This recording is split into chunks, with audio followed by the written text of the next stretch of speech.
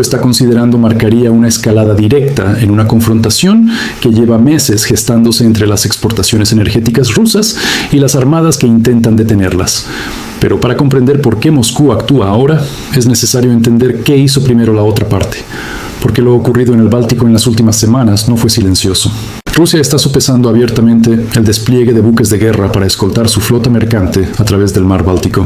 Artem Bulatov, embajador plenipotenciario del Ministerio de Asuntos Exteriores ruso, declaró a Sputnik que la Unión Europea y la OTAN están utilizando el Báltico como campo de pruebas para mecanismos unilaterales de control de la navegación internacional y para atacar a lo que él denominó naciones indeseables. Añadió que Moscú utilizaría todos los medios disponibles, legales, políticos y militares, para garantizar la libre circulación de los buques con bandera rusa.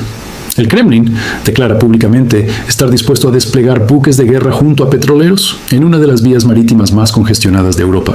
Pero las escoltas no son solo una amenaza teórica. Moscú ya ha comenzado a cambiar la bandera de los petroleros al registro ruso para reclamar inmunidad soberana y, según informes, ha colocado grupos de fuego móviles armados del grupo de seguridad Moran, vinculado al FSB, en ciertos buques de alto valor. Los convoyes serían el siguiente paso. La escalada no comenzó con Rusia. 12 naciones europeas, lideradas por el Reino Unido y Alemania, iniciaron a principios de este año inspecciones agresivas de seguros de la llamada Flota en la Sombra. En marzo de 2026, las fuerzas suecas y belgas llevaron a cabo abordajes y detenciones de alto perfil de buques sospechosos de violar las sanciones. Moscú ha identificado la misión Baltic Century de la OTAN, lanzada recientemente como un intento directo de establecer un bloqueo. El viceministro de Asuntos Exteriores, Alexander Grishko, afirmó que la misión representa una amenaza existencial para la seguridad económica de Rusia. Desde la perspectiva de Moscú, el patrón es claro. Las naciones occidentales están utilizando la fuerza naval, operaciones de abordaje y presión de las aseguradoras para cortar los ingresos energéticos rusos en el mar. Los escoltas son la respuesta de Rusia. Y entonces llegó la medida que cambió la escala. Gran Bretaña y 9 aliados del norte de Europa están creando una fuerza marítima multinacional independiente de las estructuras de la OTAN. El almirante Sir Gwyn Jenkins, Primer Lord del Mar, confirmó en el Royal United Services Institute que los miembros de la Fuerza Expedicionaria Conjunta liderada por el Reino Unido firmaron una declaración de intenciones para establecer la nueva fuerza con plena integración operativa para 2029. Jenkins dijo que las incursiones rusas en aguas británicas y aliadas han aumentado en casi un 30% en 2 años. Para 2029, los activos navales de 10 naciones estarían bajo un mando único con sede en Londres para las operaciones en el Atlántico Norte. Se trata de un bloque de defensa capaz de actuar de forma independiente fuera de la estructura de 32 naciones de la OTAN, creado específicamente para la confrontación que se está desarrollando actualmente en el Báltico y el Mar del Norte. Moscú calificó a la nueva fuerza de histérica. El vicepresidente del Consejo de Seguridad, Dmitry Medvedev, afirmó que el Kremlin no alberga planes agresivos hacia Europa Occidental y advirtió que la insistencia en hablar de una guerra inevitable corre el riesgo de crear una profecía autocumplida. Sin embargo, esta declaración contrasta con un hecho que habla por sí solo. Después de que el primer ministro Keir Starmer planteara la posibilidad de incautar petroleros rusos a principios de este año, Moscú desplegó fragatas armadas para escoltar sus exportaciones de energía a través de aguas británicas. Según The Guardian, casi 100 petroleros han pasado sin impedimentos desde que comenzó la política de escolta. Si esto se debe a que las escoltas están funcionando o a que Londres optó por no ponerlas a prueba, es una incógnita. Pero 100 petroleros a través de aguas en disputa sin ninguna incautación es una cifra que Moscú se complace en dejar hablar por sí sola. En este contexto, el primer ministro eslovaco, Robert Fico, pronunció un discurso que se desmarcó de la tendencia en todas las demás capitales occidentales.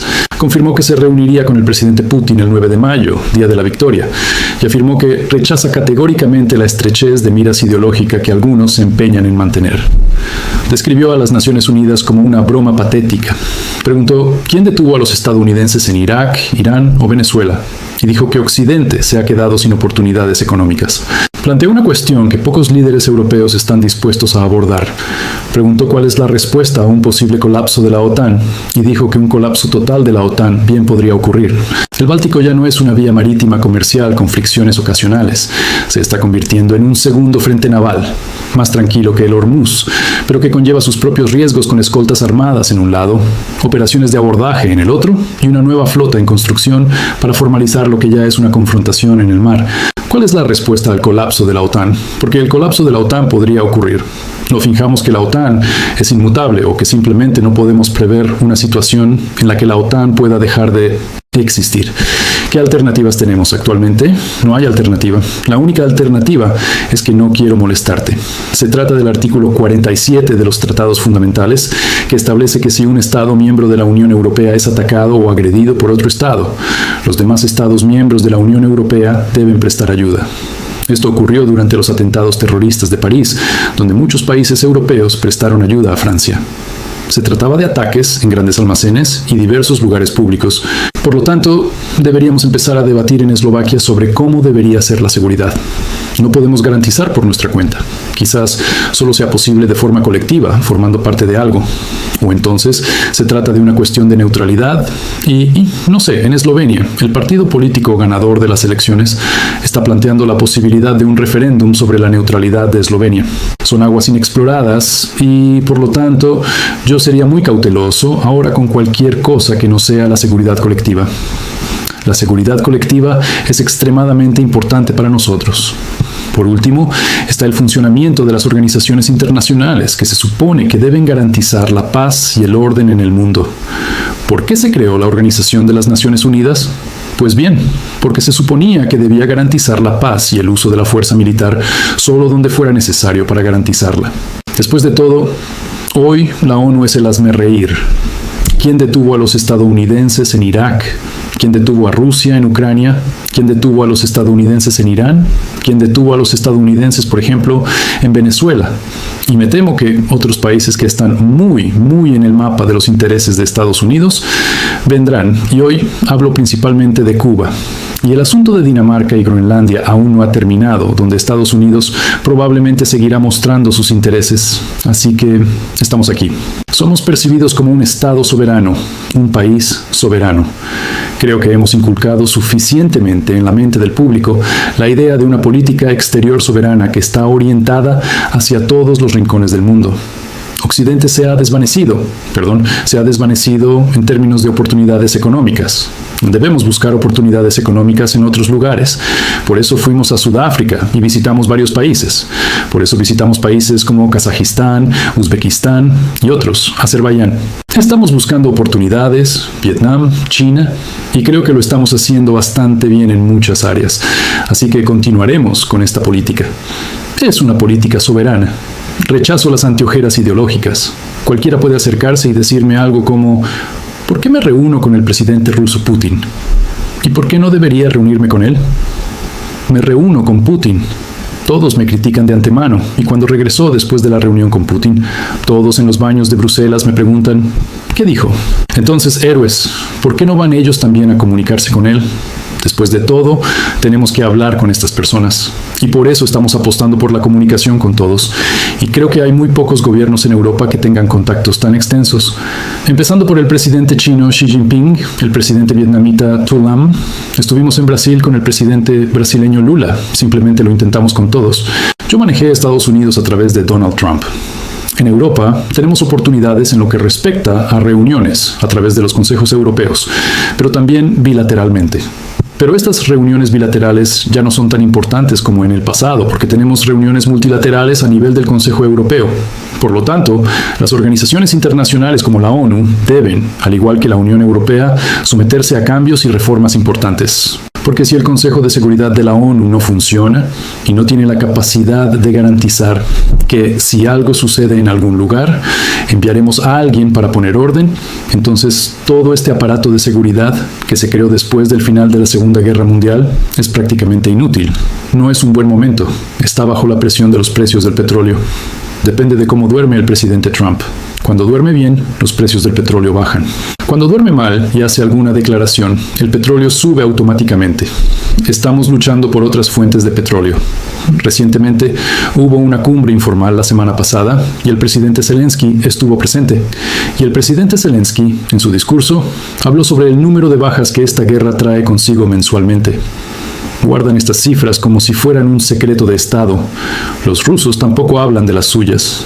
A los rusos les gusta hablar de los ucranianos. Los ucranianos no hablan de las suyas, pero sí hablan de los rusos. Entonces el presidente ucraniano dijo: espero recordar bien esa cifra, que hubo un mes recientemente este año en el que 35,000 soldados rusos fueron eliminados. Eso incluye muertos o heridos graves. 35,000. No quiero cuestionarlo ahora. Simplemente me parece una cifra exagerada porque hoy la guerra se libra de una manera diferente. No es una carga como la que se realiza en línea donde 20,000 soldados se lanzan como durante la Primera o la Segunda Guerra Mundial. Son pequeños grupos operativos de soldados que se mueven. Por lo tanto, 35,000 soldados muertos y heridos graves es una cifra grande para mí. Bueno, esto es lo que el presidente Zelensky está diciendo ahora sobre el lado ruso. El lado ruso le está diciendo al lado ucraniano que sus pérdidas son al menos iguales, si no incluso mayores. Entonces, supongamos que es una cifra realista. ¿Qué es realista? Digamos 20,000 de un lado y 20,000 del otro. Estoy siendo conservador.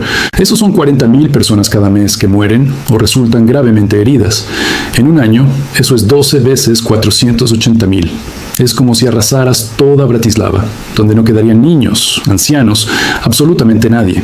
Y si tan solo hubiera algo de lógica en esto, todos lo admitimos y seguimos repitiendo en la Unión Europea que esta guerra no tiene solución militar, que nadie puede ganarla en el campo de batalla.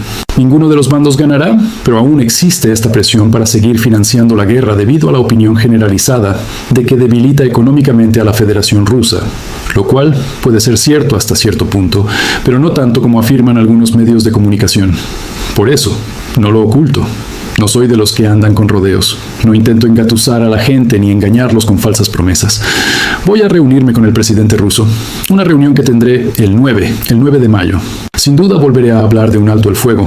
Eslovaquia, la República Checa y Hungría no participan en este préstamo.